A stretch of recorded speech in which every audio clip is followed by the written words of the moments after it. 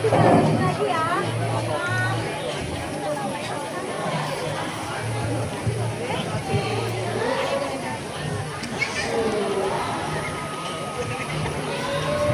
hadirin yang kami hormati, marilah kita saksikan bersama peserta Festival Teater Rakyat nomor undian 1 dari grup SMP Negeri 5 Cimahi dengan judul Mundi Dongkol. Boleh beri tepuk tangan yang lebih meriah.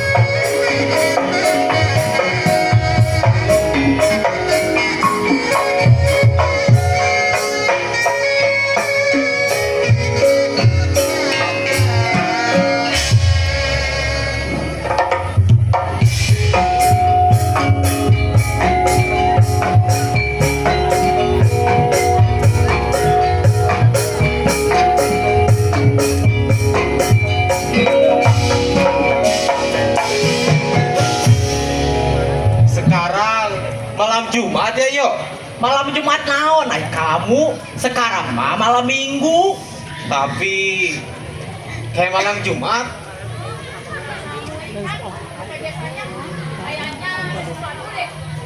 Ah, kayak sehari ini aja.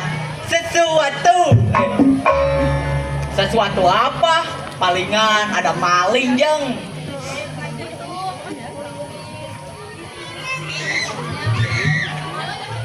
Kayak ada makhluk halus ya. Lah. Ah, kalian mah penakut. Ya kita ajak ngobrol weh. Kenapa mesti gundah gulana gitu sih? Masa jadi hansip teh penakut? Iya, amin-amin. Apalagi ya belakangan ini teh warga kampung kita lagi terkena wabah. Wabah? Wabah apa lagi? Bukannya di kampung kita udah gak ada gempa, terus banjir juga gak ada, ya kan? Banjir dan gempa memang tidak ada, tapi belakangan ini banyak dari warga kita yang terserang penyakit seperti cacar. Bener, tangannya gatal-gatal, setelah digaruk, badannya ketul-ketul, kayak bilang Kemarin juga ya anak saya teh ngeluh, katanya teh dia teh sakit perutnya. Nah, berarti anak kamu kena wabah. Bukan, anak saya mah telat makan. Serius. Bahkan ya di daerah lain juga udah banyak yang terkena, gejalanya teh mirip gatal-gatal, bentol-bentol, benanah dan demam. Itu karena terkena penyakit cacar. Penyakit cacar itu menular, jadi bisa menyebar kemana-mana. Beda. Kalau cacar itu yang kena biasanya kepala atau enggak muka. Tapi ini mah seluruh tubuh. Oh, cadem berarti. Hah? Demam apa? Cacat apaan? Cacar demam. Kirain teh apaan? Ini Maya. Jangan-jangan Jangan-jangan apa, Vin? pasti gara-gara Mas Titi. Bener. Ini mah pasti gara-gara dia. Hah? Gimana Titi? Apa hubungannya Mbak Titi dengan penyakit-penyakit yang kayak gitu? Gak tahu dia. Makanya jadi hansip teh harus bergaul atuh. Jangan diem di rumah melulu.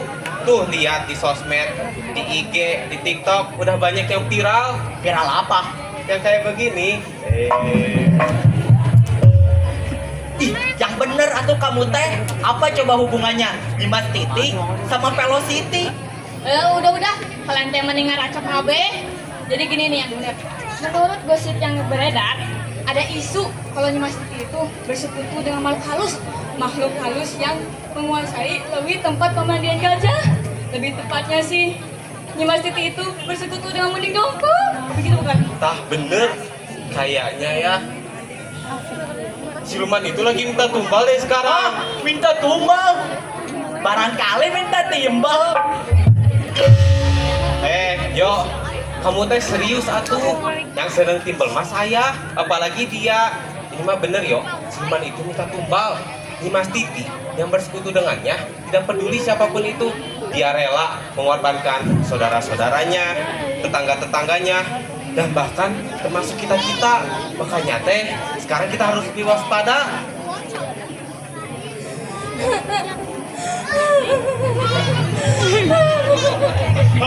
Ada yang nangis. Jangan-jangan hantu. Itu. Doain. Bismillahirrahmanirrahim. Bismillahirrahmanirrahim. Bangun. Itu mah doa tidur. Doa tidur ay kamu teh. Ya, habis saya nggak hafal ayat kursi. Balik. Tunggu aja. Kamu aja. Bismillahirrahmanirrahim. Allahumma barik lana fi ma razaqtana. Kamu yang bener. Soalnya saya lapar, biar setannya saya makan. Balik. Terus ini gimana? Hah, kalian ini, saya bukan setan, saya Eda. Eda. Aing Eda ngapain malam-malam nangis di sini? Meni bikin takut kami saja. Tolong Pak Asif, anak Cece hilang. Hah? Anak Cece hilang? Hilang kenapa, Ce? Hilang kenapa? Kenapa hilang ya? Cek. Ya gimana kami tahu? Coba ceritain dulu kronologinya.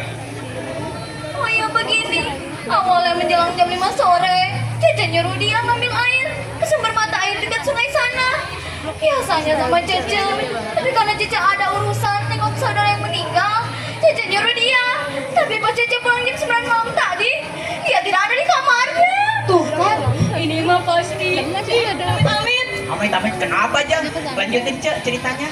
Cece terus nanya ke tetangga sebelah, Cek Edo. Biasanya kalau Cece tidak ada di rumah, dia suka ikut tidur di sana. Ternyata tidak ada. Tanya ke teman mainnya tidak ada. Sampai sekarang juga tidak ada. Jangan-jangan dia ada yang nyulik. Nah, tolong Cece Pansip. Ya sekarang coba Ceda tenang dulu. Tarik nafas, hembuskan. Tarik nafas, tahan 7 hari. Mati atuh. Ini mah bukan sebarang penculikan, apalagi kejadiannya sebelum maghrib. Anak Ceda ngambil air di sungai itu. Anak Cece pasti. Mudah-mudahan enggak. Tapi kalau iya, tentu bener. Ini mah pasti gara-gara. Jangan sembarangan ngefitnah, kamu ingat fitnah lebih kejam daripada fitness. Omong-omong, tangan kamu bau bandeng ya? Udah. Ini mah bukan fitnah. Kata orang, dukun sakti di kampung sebelah memang si Umar mending dongkol. Dia muncul buat jadi korban. Kenapa yang jadi korban anak Cece? Cece pernah berhubungan dengan Nyimas Titi tidak? Cece mah tidak pernah. Tapi seminggu kebelakangan, saya melamar kerja ke pabrik tekstil milik Nyimas Titi. Nah, itu dia, cikal bakal permasalahannya. Itu dia bagaimana? Anak Cece pasti. Pasti apa? Pasti diterima kerja di pabrik Nyimas Titi. Tapi saya tidak ngasih tahu. Bukan begitu, bukan berarti diterima di sana, tapi ceritain jangan sih. Jangan Jeng, kayaknya Cena tidak kuat menerima kenyataan apa yang mungkin terjadi. Kenyataan apa lagi? Tidak mengerti. Begini si Ajeng sama si Hafid punya kecurigaan bahwa yang terjadi pada anak Cece yang belum tampak batang hidungnya sampai sekarang itu karena dijadikan tumbal siluman munding dongkol oleh Nyimas Titi. Anak Cece jadi tumbal. Sumpah tidak mau, tidak ridho. Sampai pegangin Cece mau pingsan. Jangan pingsan dulu. Ini mah baru perkiraan si Ajeng sama si Hafid. Anak Cece belum tentu jadi tumbal beneran kok. Sumpah tidak mau, tidak ridho. Kalau mau dijadikan tumbal, mending Cece saja yang sudah tua.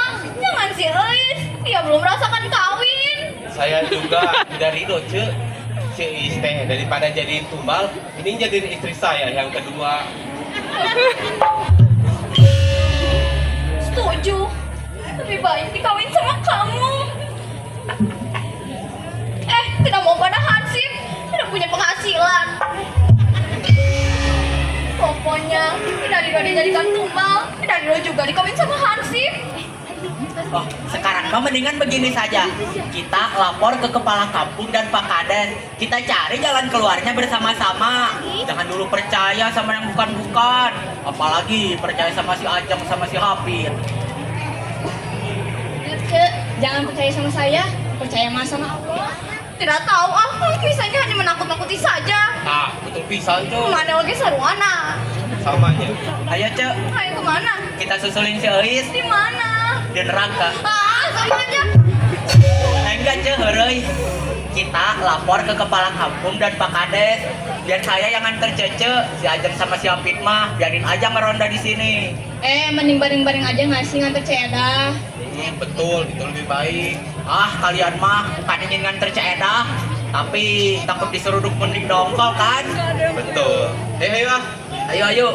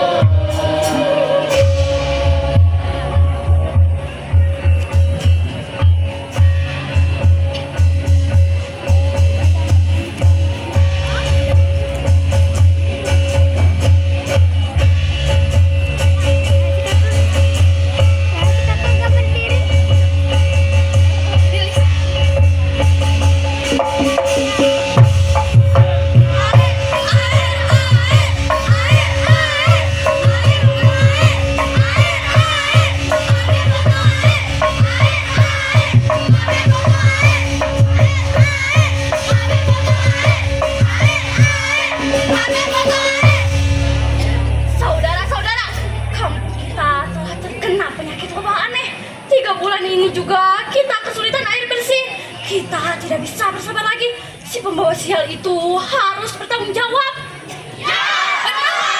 Sampai pagi ini anak Cedah Sis belum ditemukan. Jangan-jangan dijadikan tumbal kepada siluman benih dongkol. Ya, benar. Saudara-saudara, jangan terjebak tahayu. Memang ada juragan, tapi ini mau karena siluman. Tapi sejak pabrik dekat sungai itu berdiri, baru terjadi hal-hal aneh seperti sekarang ini. Ya, benar. Betul, sejak pabrik itu berdiri, sumber air kita menjadi kering. Mereka pasti pakai sumur bor besar biar sumber air kita menjadi kering. Ya, benar. Bukan hanya itu, limbahnya juga mencemari sungai. Apa? Sungai kita tercemar? Iya, itulah kan permasalahannya. Kalau begitu, anak Cedah kemana? Iya, si Delis kemana? Mungkin diculik orang. Sekarang kan banyak perdagangan manusia. Hah? Si Delis diculik? Jangan ngada-ngada deh. Kampung kita tuh nggak pernah tuh ada kasus penculikan. Kita fokus pada kelangkaan air sampai nangis Sis. Kalau masalah itu jelas diangkernya Nyus Titi. Kita harus lapor ke pihak berwajib. Ya, laporkan! Jangan bicara gegabah. Kita akan kembali desa dulu. Kita rebungkan di kapal kampung. Tapi kami butuh air sekarang. Ya, kami butuh air. Di sana masih ada air, walau sedikit. Kenapa tidak dimanfaatkan saja dulu? Kami takut, jangan-jangan nasib baik menimpa kami juga. Tenang aja, pencarian si Risma udah dari ke tempat lain. Kalau begitu, kita langsung saja ke pabrik Dimas Titi. Minta pertanggungjawabannya langsung. Jangan dulu. Kalau ke pabrik Mas Titi bisa bikin kacau. Kita tetap kembali desa dulu. Tapi masalah ini tidak bisa ditunda. Kami butuh air sekarang. Ya, kami butuh air. Air, air.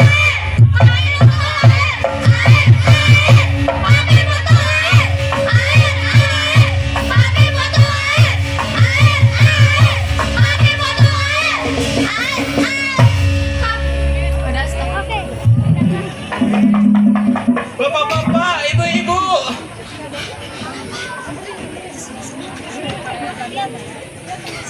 Si Eis, anaknya Cedah, udah ketemu. Sekarang lagi dalam perjalanan. Ketemu. Alhamdulillah. Tapi Tapi kenapa masih? si Eis meninggal. Innalillahi wa inna ilaihi raji'un.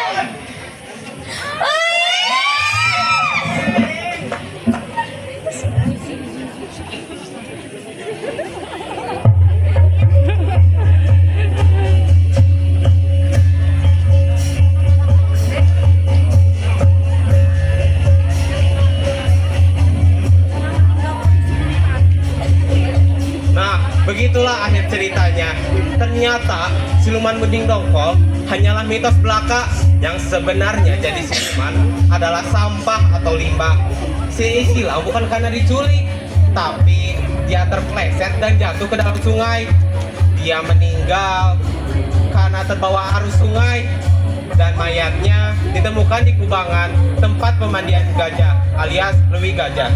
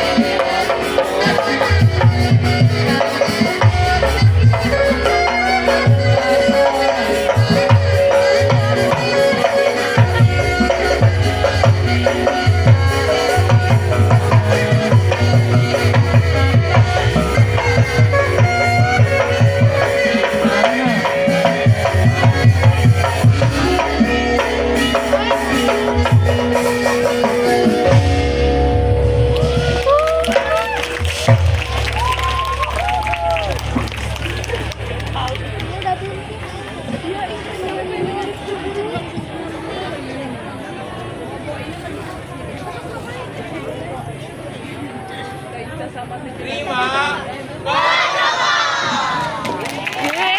tepuk tangan yang meriah sekali lagi untuk pertunjukan dari SMP Negeri 5 Cimahi dengan judul Munding Dongkong. Bagus kan? Bapak Ibu, ini masih berada